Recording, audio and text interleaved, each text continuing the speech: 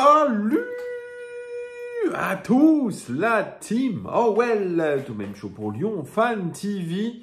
Très heureux les gars de vous retrouver pour une nouvelle vidéo. J'espère que vous allez bien. Je suppose que vous avez passé un mauvais début de semaine. Eh bien, je vous rassure, moi c'est pareil. Puisque l'Olympique Lyonnais a pris quand même une sacrée claque dans la tête contre le Paris Saint-Germain. Et c'était le dernier match de championnat de l'année 2024. Et il fallait absolument bien terminer cette année 2024. J'en avais parlé en avant-match. Je vous avais dit qu'on était dans une bonne dynamique, que tous les voyants étaient au vert. Couleur absolument affreuse, mais tous les voyants étaient au vert, c'est une expression. Était au rouge et bleu. Allez, on va aller là-dessus. Donc, on pouvait se déplacer au Parc des Princes avec de la confiance. Malheureusement, ça ne s'est pas du tout passé comme prévu, ou ça s'est passé comme prévu, comme on a trop souvent l'habitude contre le Paris Saint-Germain, et surtout quand on se déplace au Parc des Princes. Les amis, n'hésitez pas, mettez-moi des pouces. Et abonnez-vous pour ceux qui ne sont pas abonnés. Merci de votre fidélité. Vraiment, ça me fait plaisir de vous croiser de plus en plus nombreux et de partout en France et en Navarre. C'est comme ça qu'on dit, France et Navarre. Voilà, de partout dans le monde. Évidemment, je me déplace de partout dans le monde. Je suis un globe-trotter. Non, c'est évidemment faux. Mais en tout cas, à chaque fois que je me déplace, que ce soit en France ou à l'étranger, je trouve toujours un suiveur de cette chaîne et un amoureux de l'Olympique Lyonnais. Donc, ça fait extrêmement plaisir. Donc, je reviens sur ce match à froid, je dirais, après cette débâcle, parce qu'on doit le dire, c'est une débâcle. 3-1 au Parc des Princes, une prestation extrêmement pauvre de la part de l'Olympique Lyonnais, et sincèrement, moi j'étais quand même assez confiant. J'avais la forme de confiance du supporter qui se dit: on est sur une bonne lancée, on fait un match de Coupe d'Europe où on a de la combativité, on a de la hargne, on a de la détermination, on met tous les ingrédients. Alors oui, tout n'a pas été parfait. Pierre Sage l'avait dit d'ailleurs, il a dit: c'est pas notre match le plus abouti de la saison, mais on l'a remporté et on se place très bien dans cette Europa League. Donc, forcément, on se dit un dernier coup de collier à mettre en championnat. Et c'est une montagne, c'est l'Alpe d'Huez, si on compare un petit peu à du cyclisme. Et l'OL, sincèrement, je pensais qu'ils allaient faire un bon résultat là-bas. Et franchement, on s'est trompé. Pierre Sage, surtout, s'est trompé. Est-ce qu'on avait raison d'être optimiste comme ça? A priori, non. Quelles sont les raisons finalement de ce crash? Parce que c'est un crash. Je suis désolé, je suis déçu en tant que supporter, toujours aujourd'hui. Je vous le dis souvent, la vérité d'un jour n'est pas la vérité du lendemain. Oui, constamment, on peut dire tout et son contraire. Et je pense qu'on a le droit de le dire et on doit le dire. Parce que vraiment, dans une saison, on passe par toutes les émotions. Et franchement, terminer sur une note aussi mauvaise, eh bien moi, ça me les fout là. Parce qu'on n'a pas appris des scénarios qui se sont passés les saisons précédentes, la saison précédente. Puisque la saison précédente, pareil, on prend deux buts au bout de 10 minutes. Et qu'est-ce qu'on fait cette saison? 2 buts au bout de 10 minutes. Par manque de concentration, par fébrilité émotionnelle, peut-être aussi par fébrilité physique. Oui, nous avions 2 jours de repos en moins. Pierre Sage, lui, il avait bien préparé son équipe. Il avait décidé de mettre Jordan Verretou, de le réintégrer dans cette équipe, dans un 4-3-3. Il avait décidé de retitulariser Nuama, qui avait été plutôt intéressant contre Francfort. Il avait décidé de mettre sur le banc Fofana pour se garder une cartouche. Il titularise Cherki. Il titularise aussi Mikotadze. On se dit, voilà, ça va tenir. Et derrière, Douye Kaletacher, qui n'est pas en très grande forme, on va mettre Clinton Mata. Donc on s'est dit, cette équipe, elle est cohérente. Et nous, quand on a fait l'avant-match, on s'est dit, elle est cohérente. Mais c'est, je pense, sous-estimer ce Paris Saint-Germain que de se dire, ça va passer. On est fort, on est confiant, on bombe le torse. Finalement, quand vous êtes trop confiant, dans la vie en général, ça retombe comme un soufflet. Et c'est exactement ce qui s'est passé, c'est retombé comme un soufflet. Et je vous rappelle aussi autre chose, parce qu'il n'y a pas qu'une rivalité sportive, il y a une rivalité aussi entre deux entités. L'entité américaine, Eagle Football, représentée par John Textor, et l'entité qatari, qui est représentée par Nasser Al-Khelaifi. On le sait, les deux se détestent. Alors, il n'y avait pas John Textor. Et John Textor s'est permis de troller sur Instagram Nasser Al-Khelaifi, donc John Textor, avec la coupe de la Libertadores et la capture d'écran de Nasser Al-Khelaifi qui lui a envoyé sur WhatsApp « Mon pote, tu gagneras jamais rien dans le football et je peux te promettre que où tu passeras, tu ne feras rien du tout. » Juste pour ironiser et pour remettre une pièce dans la machine. Et on rappelle aussi les propos de John Textor qui disait « On va botter le cul du Paris Saint-Germain, on va être champion de France cette saison. » Et forcément, qu'une défaite comme celle-là, je pense que John Textor, il l'a très, très mauvaise. C'est plutôt même le plus difficile, je pense, à encaisser pour lui. C'est que dans sa rivalité avec Nasser El-Khelaifi, il fallait absolument faire une grosse performance. Et ça n'a pas été au rendez-vous. Alors, est-ce que nos joueurs, le staff et tout, se sont sentis un petit peu pris par cette pression?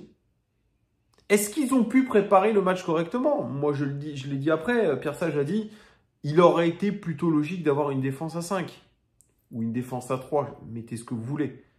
Mais son patron, on le sait, d'après le portrait de l'équipe, déteste les défenses à 5. Donc, il a fait un 4-3-3 en fonction de ce qu'aime son patron. Mais la vérité, c'est que franchement, eh bien non, on n'a pas botté le cul du Paris Saint-Germain. Non, pour l'instant, on ne va pas rivaliser avec un Paris Saint-Germain qui est déjà à 37 points et qui nous a mis 3 buts à 1 avec une grande partie qui sont remplaçants dans cette équipe. Hein. Il faut le dire. Hein. Il n'y avait pas Marquinhos. Ils ont joué avec Beraldo derrière. Ils ont joué avec Désiré Doué, qui a été très bon d'ailleurs, qui a mis la Zermi à Ainsley Maitland Niles. Ils ont joué avec un Dembélé qui, pour une fois, a marqué un très beau but. Ils ont joué avec un faux neuf qui est Kanginli. Excusez-moi, déjà, rien que cette équipe et ce milieu de terrain, parce que si on parle de cette bataille aussi du milieu de terrain, on peut se dire vraiment qu'on a certains joueurs qui ont failli. Peut-être des joueurs qu'on a cru un petit peu trop beaux dans des matchs qui étaient des matchs, des matchs de tombola, comme je dirais. On n'a pas joué des cadors dans ce championnat. Ah oui, on a gagné contre Nice qui est à la cave, on a gagné contre Angers qui est à la cave, on a gagné contre Saint-Etienne qui est à la cave. On a joué ces équipes-là. Alors oui, vous me direz, par le passé, on ne les gagnait pas, ce genre de match. Mais la vérité, c'est que pour être une équipe performante, il faut non seulement gagner ces matchs-là, mais il faut gagner les matchs du top niveau. Et le vrai top niveau, le boss final, c'est le Paris Saint-Germain. Et pour gagner des équipes comme ça, il faut que toute l'équipe soit au niveau et toutes les individualités soient au niveau. Et sincèrement, on peut dire ce qu'on veut, mais notre milieu de terrain a failli. Ni Matic, ni Tolisso, ni Verretou n'ont été au niveau.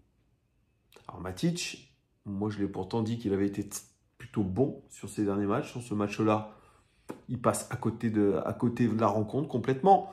On sent que vraiment, pareil, peut-être que quand le niveau s'élève énormément, il disparaît.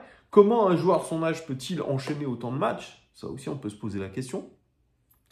Tolisso, qui, selon beaucoup, et nous on l'a dit aussi, est peut-être l'un des meilleurs milieux du championnat, là, il a montré qu'il était un cran en dessous. Et puis, Verretou, ex-international français, est passé complètement à la trappe.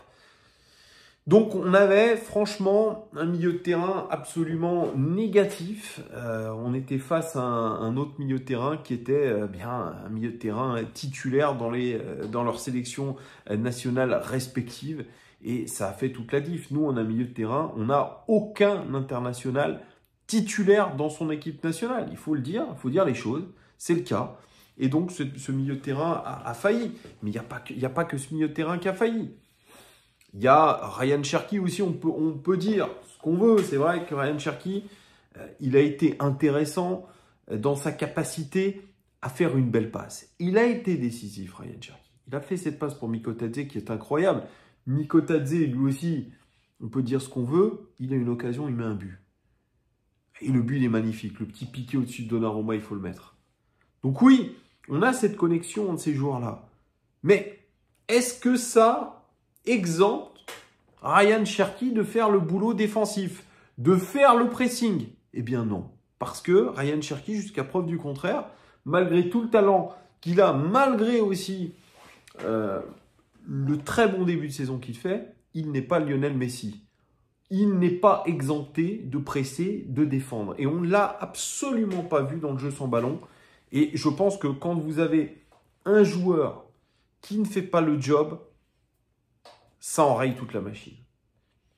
Il a été sorti assez tôt dans le match, ce qui est je trouve, une débilité, on l'a déjà dit. Tu fais sortir Mikotadze, tu fais sortir Cherki, tu te retrouves à poil. Donc il y a eu plein d'aberrations dans ce match, des aberrations individuelles, des aberrations de coaching, qui font que tout ça fait qu'on a rendu une bouillie. On a joué 10-15 minutes dans ce match, là où on a marqué le but. Et puis après, ça a été la catastrophada.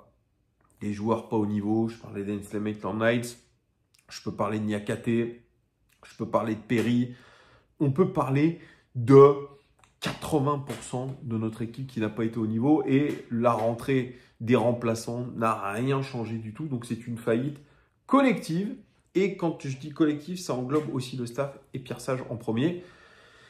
Alors il dit qu'il y avait un plan de jeu, de ne pas ouvrir les intérieurs. Il a parlé de tactique un petit peu, mais en soi, voilà. Lui, il avait dit, il n'y a pas de vrai bon moment pour affronter le Paris Saint-Germain. Il n'y aura pas d'excuse de la fatigue, etc. Mais moi, je pense que ce match a été mal préparé. Voilà. Il y a un sentiment qui m'anime de grande déception. Parce que il y avait moyen de faire quelque chose au Parc des Princes. Ce n'était pas un énorme PSG. Mais on n'a pas su apporter cette folie. On n'a pas su apporter cette agressivité. Alors, ces espèces de points chauds qu'il y avait eu contre Francfort. Mais en vrai, voilà, on ne peut pas baser non plus une tactique sur mettre des coups, etc. Alors, il y a eu aussi ces deux pénaltys peut-être oubliés. Mais bon, écoutez, moi je dis dans une saison, de toute façon, l'arbitrage, ça s'équilibre. Donc, on ne va pas se plaindre. Mais en tout cas, voilà, on termine très mal cette année 2024 dans le championnat. Il restera un dernier match de Coupe de France. Ça sera samedi. Il faut absolument gagner. On est obligé de gagner ce 32e de finale contre un club de National 2. Donc, on espère que nos joueurs seront très sérieux. Ils vont le préparer cette semaine. Et puis ensuite, il y aura la trêve. Il y aura ce mercato.